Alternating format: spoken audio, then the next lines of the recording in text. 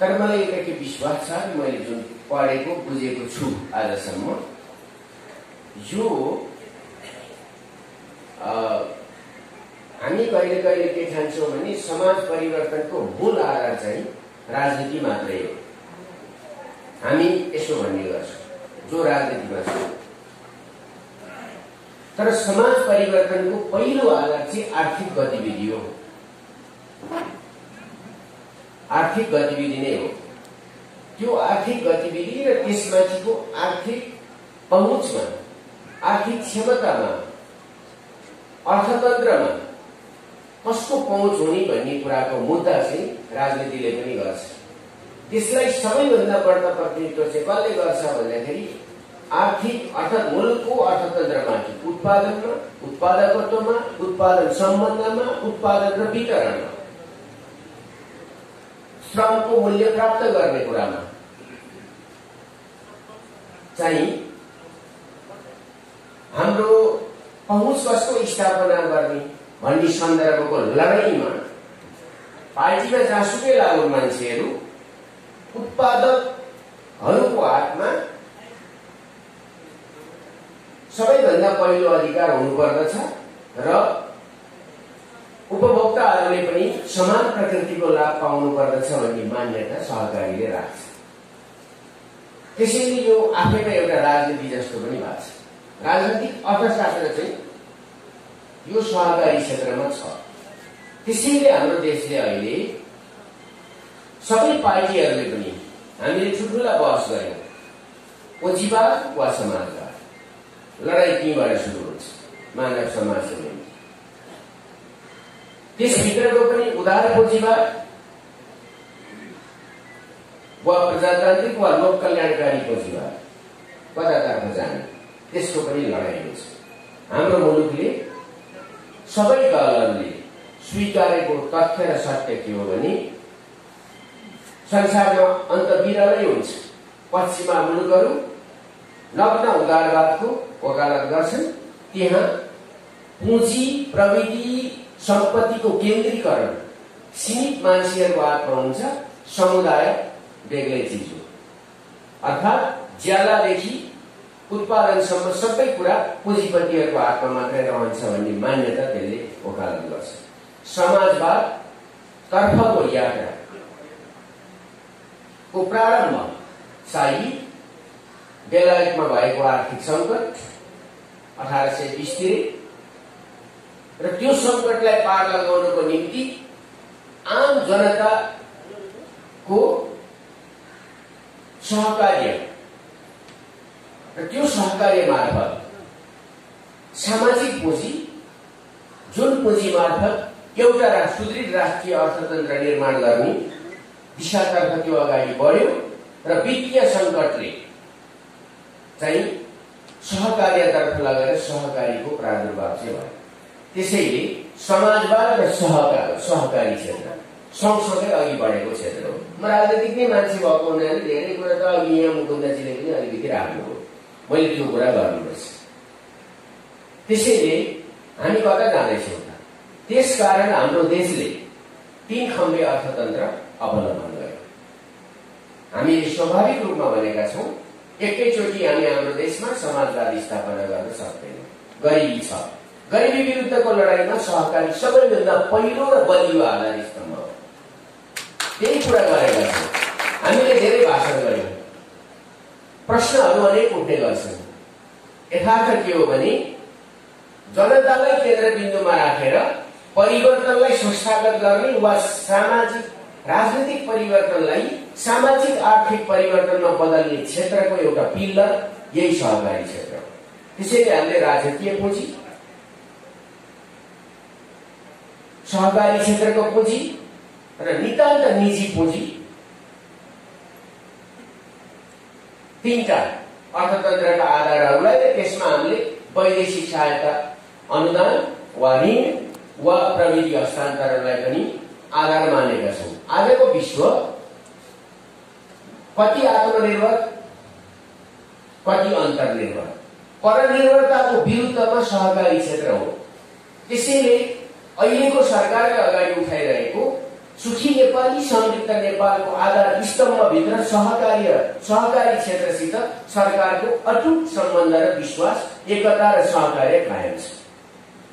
यही कुरा हो। किनभने हामीले एकैचोटि आत्मनिर्भर बन्न नसकौँला र अहिले विज्ञान र प्रविधिले चाहिँ उत्पादनको क्षेत्रमा लिएर आएको, सञ्चारको क्षेत्रमा लिएर आएको, अहिले चाहिँ हामी 4G भन्छौँ नि। 4G केवल टेलिभिजन होइन, के अरे टेलिकम्युनिकेसन होइन। मलाई धेरैले भन्छन्, म त हेर्नुहोस् कति भ्रष्टाचारी नि 4G परियोजना चलाउँदा 12 अर्ब खाएँ, अहिले कति रे 70 करोड खाएँ, तर 4G पनि अगाडि बढ्दैछ। अब सेक्युरिटी प्रिन्टिङ पनि यी बनेकोमा त अगाडि बढ्दैछ नि। पैसा त त्यसको नवीकरण राख्यो, ठिकै छ, यो राजनीतिक विवाद हो। पारदर्शिताको प्रश्न सहकारीको अर्को प्रश्न हो, सामूहिक उत्तरदायित्वको प्रश्न अर्को प्रश्न हो। त्यो सामूहिक उत्तरदायित्वको प्रश्न राजनीतिमा पनि सँगसँगै जोडिएर आउँछ। त्यो जोडिएरै आउने कारणले गर्दाखेरि कसैले ममाथि प्रश्न उठाउन साथ मैले सार्वजनिक परीक्षणमा जानुपर्दछ भनेर राजीनामा दिए। कयौं मान्छेहरूलाई यस्तो लाग्यो कि त्यसले चाहिँ गल्ती गरे भनेर राजीनामा दिए।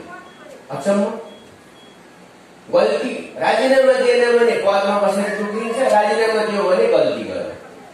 त्यही भएर मैले परीक्षणमा गएको छु। कयौं मान्छेहरूलाई यस्तो लाग्न सक्छ, त्यसैले मैले चुनौती दिएको। म यो मानक स्थापना गर्न चाहन्छु जुन सहकारी क्षेत्रले स्थापित गरेको छ। पारदर्शिता र पारदर्शिता। पारदर्शिता के? व्यक्तिको जीवनमा, सामाजिक जीवनमा, राज्यको जीवनमा, न्यायिक क्षेत्रमा, सम्पूर्ण क्षेत्रमा हामीले त्यो जवाफदेहिताको सिद्धान्तले पारदर्शितालाई स्थापित गरेको छ। त्यसैले ढोक र पाखण्ड होइन, जीवनको परीक्षण सामाजिक जीवन प्रणालीभित्र नै व्यक्तिको जीवनको पनि त्यहाँनेरि परीक्षण हुनुपर्दछ भन्ने मान्यता हो। त्यस हिसाबले अहिले सरकारले अगाडि सारेको, मैले आफ्नो कुरोको अलिकति स्पष्टीकरण दिइहालेको, कयौं साथीहरू हुन्छ मनमा प्रश्न होला, फेरि यसैलाई बेलुकातिर फेसबुकमा फोटो हाल्यो भने कमेन्ट लेख्नुहुन्छ, यो 70 करोडलाई किन प्रमुख अतिथि बनाएको भनेर। 70 किन? अब सञ्चार मन्त्रालय गोकुल बास्कोटाको हातमा थियो 1 खर्बका योजना, एउटा मन्त्रालय र मन्त्रीको हातमा किन 1 खर्बको हुन्छ? हामी खर्बको योजना अगाडि बढाउन खोजेको, त्यही त हो नि कुरा। त्यसैले जब हामी पहिलो कुरा हामीले हाम्रो देशलाई केन्द्रमा राख्छौँ भने, हाम्रा जनतालाई केन्द्रमा राख्छौँ भने हाम्रो अर्थतन्त्रको बेसमेन्ट तयार गर्नुपर्दछ। त्यो बेसमेन्टको निम्ति हामीले सबै पार्टीहरूले पनि 3 खम्बे अर्थतन्त्रलाई स्वीकार गरेको हो। अब यसको गतिशीलता आजको आवश्यकता हो। त्यो गतिशीलतालाई सुनिश्चित गर्न खालि सहकारीहरूप्रति पञ्चायती शासनमा, जसका विरुद्ध हामी कयौं लड्यौं पनि, जेल गयौं, यातना भोग्यौं, नयाँ पुस्ताले त्यो मौका पाएको छैन। स्वाभाविक हो त्यो पाउन पनि नपरोस्, किनभने गणतन्त्रै लिएर आइसक्यो, अब नागरिक अधिकारको निम्ति लड्नु पर्दैन। तर पञ्चायतमा पनि सहकारी थियो नि, पञ्चायतमा किन फर्स्ट आएन? यसकारण फर्स्ट आएन, त्यसले त्यहाँ सहकारी क्षेत्रमा डेमोक्रेसी उसको जीवनमा सबभन्दा बढ्ता बलशाली भएर आउँथ्यो। डेमोक्रेसी, सदस्यहरूले आफ्नो प्रतिनिधि चुन्ने कुरा। जब यो कुरा हुँदै जान्छ भने देशको शासन प्रणालीमा चाहिँ के रिफ्लेक्ट हुन्छ त, के प्रतिबिम्बित हुन्छ त भन्दा क्रमशः नागरिकहरूले पनि राज्य प्रणालीमा पनि एउटा पारिवारिक वा एउटा जहानिया वा एउटा चाहिँ वंशको आधारमा चलेको शासन वा त्यसले स्थापना गरेको राजनीतिक व्यवस्थाका विरुद्ध जनताले छानेका प्रतिनिधिबाट, आवधिक निर्वाचनबाट आफ्ना प्रतिनिधिहरू छानिनुपर्छ भन्ने मान्यता क्रमशः बलशाली हुने हुनाले आफ्नो शासन टिकाउनको निम्ति सहकारी क्षेत्र अगाडि बढेन। यद्यपि मैले विगतको भर्सना गर्न खोजेको होइन, तर डेमोक्रेसी सँगसँगै सहकारी क्षेत्र अगाडि बढ्यो। त्यहाँ पनि हामीले एउटा समस्या झेल्यौं, जुन कुरा अघि मुकुन्दजीले साङ्केतिक रूपमा उठाउनु भयो जस्तो लाग्छ। म उहाँलाई चिन्छु र सायद उहाँसित मेरो राजनीतिक मत त्यति मिल्दैन पनि, तर उहाँले राम्रै कुरा उठाउनु। त्यो के कुरा उठाउनु भयो भने अन्धाधुन्ध निजीकरणको पोलिसी हाम्रो मुलुकले लिइरहँदा डेमोक्रेसीको लगत्तै चौपट हामी गयो। हाम्रो कुनै स्वत्व र अस्तित्व बाँकी रहेन। यद्यपि तर्क के आयो भने राज्यले व्यापारमा भाग लिने हो कि राज्यले व्यापारमा भाग त लिँदैन, राज्यको नियन्त्रण बिनाको अर्थ प्रणाली पनि अराजकतातर्फ जान्छ।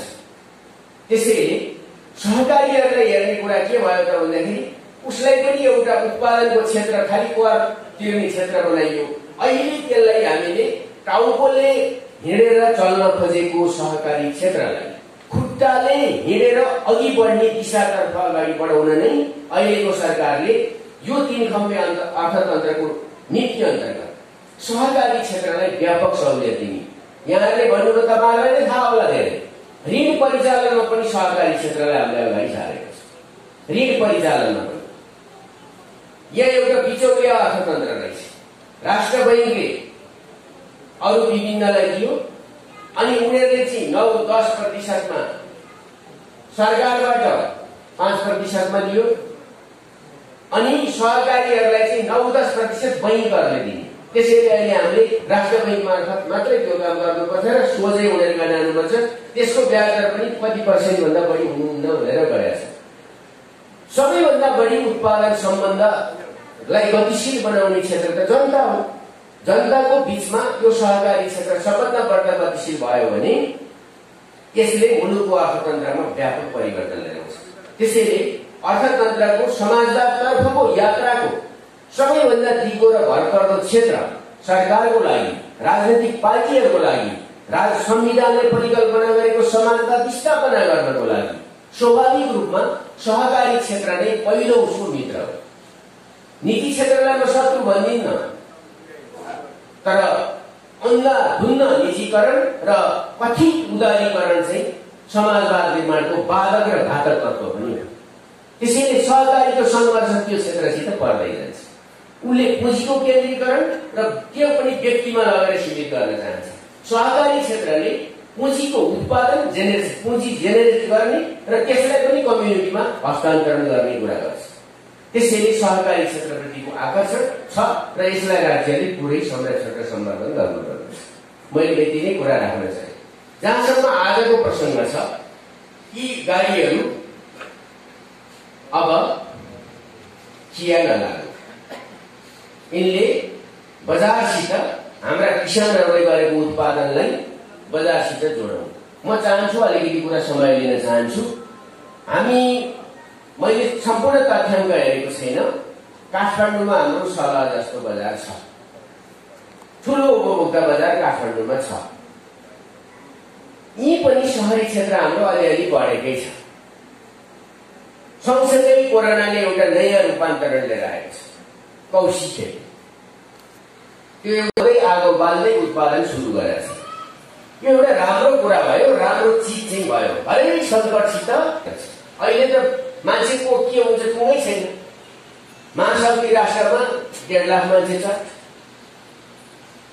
भइसक्यो नि। त्यसो भएको हुनाले यो नियन्त्रणभन्दा बाहिर रहेपछि